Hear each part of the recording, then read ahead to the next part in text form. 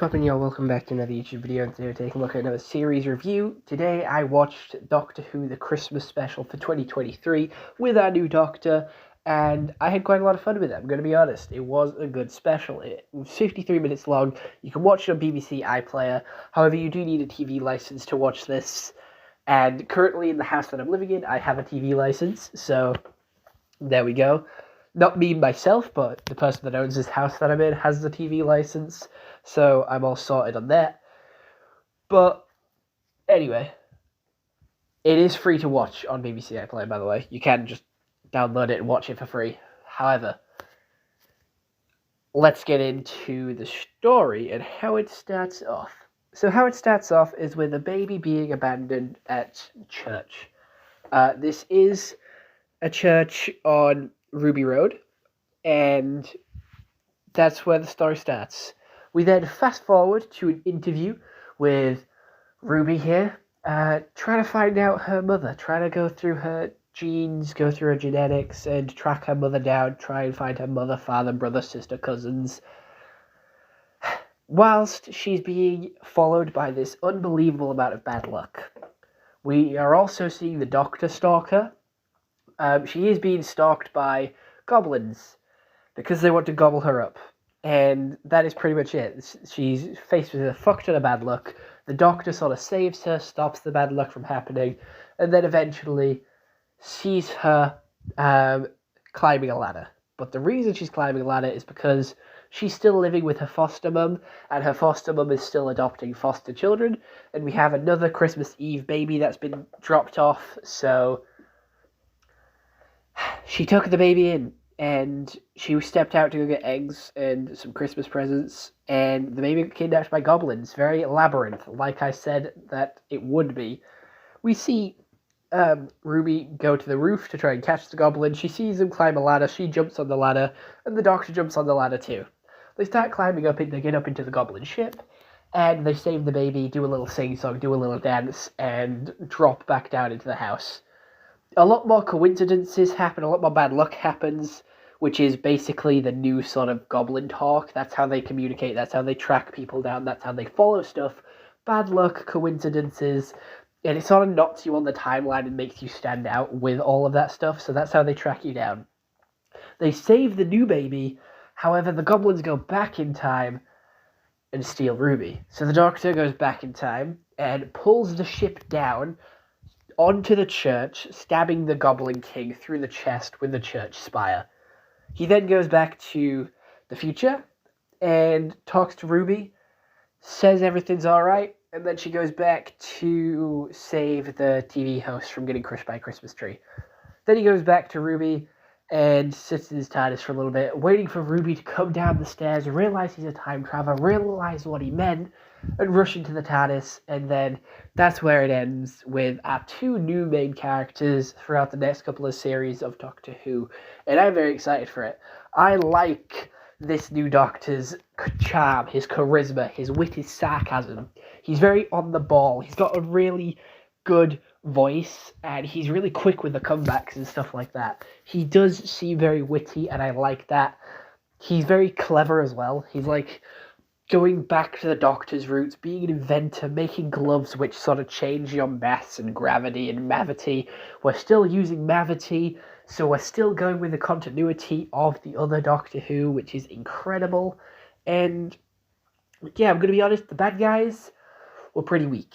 The goblins, the Goblin King, pretty weak bad guy, not gonna lie. I liked all the mystery around them with their different sort of physics and how they worked, and how they had sort of bad luck and sort of coincidences as their sort of form of tracking and their form of sort of language, if that makes sense. That's what the Doctor kept calling it anyway. But it was very interesting. The acting was on point, not gonna lie. The Goblin King wasn't much of a threat. He just sort of sat there. He was a big guy, not gonna lie. So I don't think he could have done anything, even if he wanted to. But even when Ruby and the Doctor were in the ship, the goblins just sort of seemed to stare at them and didn't really do much. They had to sing and dance with them, But that was about it. They just sort of sang and danced and then ran away and stole the baby and caused a few minor inconveniences to the life of the Doctor and Ruby. But nothing too out of the ordinary, nothing too sort of spectacular. It was just quite a basic villain. But it doesn't need to be an extraordinary villain to be introduced to the Doctor. We are only being introduced to this new Doctor now and the new sidekick. So it's getting used to them, getting them in, easing them in with a pretty okay bad guy, but also an interesting enough bad guy to keep people watching and keep people interested. So I think we whoa. I think we will see more from the Goblins' future later on in the series.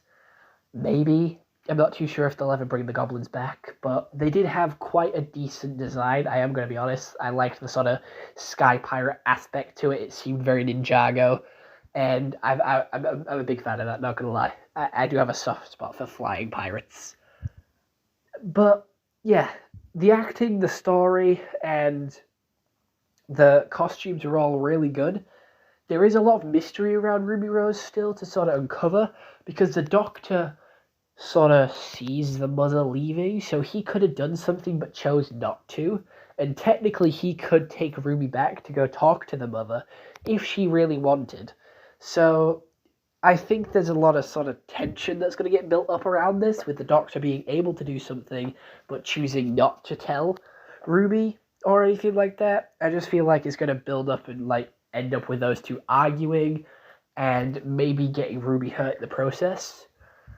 We have more of the Doctor saying how he doesn't have a family and that he's alone, but he should be a lot more optimistic and a lot more happier as a Doctor, because the 10th Doctor, David Tennant, is now taking time currently to rest, relax, and spend time with his family, which is... Fuck, I forgot her name. Mary Jane? No, that's Spider-Man. Fuck. I forgot her name. Donna Noble. There we go. So he's spending time with her family to sort of relax, stop being the Doctor for a little bit, and take time to just be himself and sort of chill with a family and build those connections which he longs for, and is just not losing people anymore. He's just spending time with them and enjoying it. So because of that, this Doctor should be a lot more happy and not focusing on all the trauma and all the sort of past destruction that his past selves have done. And he can move on and get on with his life and still be the Doctor. So I'm quite happy with that. He should be a lot more happier and pretty vibrant with everything that he does. He shouldn't be as sort of mopey or wants to be alone as Matt Smith and David Tennant did. So I'm quite happy with that. Yeah, but the story was pretty okay. Again, pretty basic villain, but costume and everything was really good. So I am going to give this sort of Christmas special, I'm going to give it like an 8 out of 10. It was really good. It is getting me back into being a Doctor Who fan. I stopped watching it after Matt Smith, but I watched it again for the 60th anniversary, so I might go back whilst I'm waiting for the next wave of Doctor Who to come out, and go watch the other two Doctors that I skipped out on, see what they have to offer, and maybe I'll do series reviews on each one of those. But for now, we have to wait till May 2024 to get any more Doctor Who, and that saddens me, because I only had to wait a couple of days for this episode to come out. I'm going to be honest, I did enjoy this episode. It was a really good episode, and yeah, that's pretty much all I have to say. So I hope you all enjoyed this YouTube video. I'll see you all next one. Have a nice day, and goodbye. Stay home and stay safe. There's 2 links in the description. I haven't said this in a while. The top one is to help Thankmas. So if you want to go help people like Doctor Who, want to go help people around this Christmas time, you can go donate to Thankmas. They are accepting donations all the way through December, so you have very little time left to donate.